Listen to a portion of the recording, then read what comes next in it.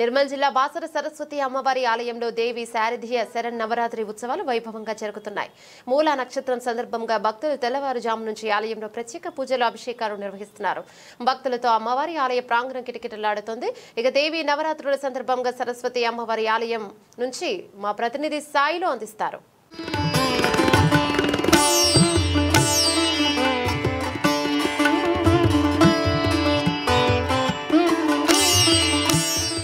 చదువుతల్లి బాసర గ్రామ సరస్వతి అమ్మవారి ఆలయంలో దేవి శరన్నవరాత్రి ఉత్సవాలు వైభవంగా జరుగుతున్నాయి. ఈరోజు 8వ రోజు కాబట్టి అమ్మవారు మహాగౌరి అలంకరణ అవతారంలో దర్శనమిస్తున్న నేపథ్యం అయితే కనిపిస్తుంది. మేకోజాము నుంచి కూడా భక్తులు పెద్ద ఎత్తున వచ్చి అమ్మవారిని దర్శించుకుంటూ పిల్లలకు అక్షరాభ్యాసాలు చేస్తున్న పరిస్థితి కనిపిస్తుంది అని చెప్పుకోవచ్చు. సో శారదీయ నవరాత్రి యొక్క ఉత్సవాల యొక్క ప్రత్యేకతలు ఏంది ఒకసారి తెలుసుకునే ప్రయత్నం చేద్దాం.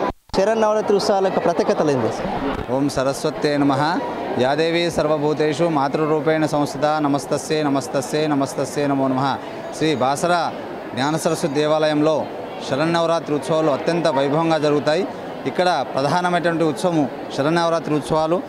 ఈ 9 రోజులు అమ్మవారికి విశేషంగా నవదుర్గల్లో ప్రథమం శైలపుత్రిజ, ద్వితీయం బ్రహ్మచారిణి అనే శాస్త్రోక్త విధానంలో ఒక్కొక్క రూపంగా అమ్మవారు దర్శనమిస్తారు. అదేవిధంగా ఈరోజు మహాగౌరీతి జాష్టమం అనే శాస్త్రోక్త విధానంలో మహాగౌరి రూపంలో భక్తులకు దర్శనమిస్తున్నారు. అదేవిధంగా ఈ శరన్నవరాత్రి ఉత్సవాల సందర్భంగా ఈరోజు మూలా నక్షత్రము సరస్వతి అమ్మవారి నక్షత్రం కాబట్టి ఈ అమ్మవారి నక్షత్రం రోజున ఈ సరస్వతి క్షేత్రంలో ముఖ్యంగా చిన్నారులకు కానీ పెద్దవారికి కానీ సరస్వతి పూజ అక్షరాభ్యాసం నిర్వహించినట్లయితే అమ్మవారి యొక్క విశేషమైన కృపా కటాక్షలు లభిస్తాయి. అదేవిధంగా విద్యలో మంచి పారంగతులు అవుతారు. అదేవిధంగా మంచి మేధా సంపత్తి బుద్ధి అమ్మవారు ప్రసాదిస్తుంది. కాబట్టి ఈ శరన్నవరాత్రి ఉత్సవాల సందర్భంగా మూలా నక్షత్రం రోజున అమ్మవారికి దర్శించి అమ్మవారికి పరిపూర్ణమైనటువంటి అనుగ్రహం పొందాలని చెప్పి కోరుచున్నాం. మూలా నక్షత్రం సందర్భంగా ఆలయంలో ఎట్లాంటి పూజా కార్యక్రమాలు ఉదయం సుప్రభాత సేవతో ఈ యొక్క భక్తుల దర్శనాలు మొదలైనవి.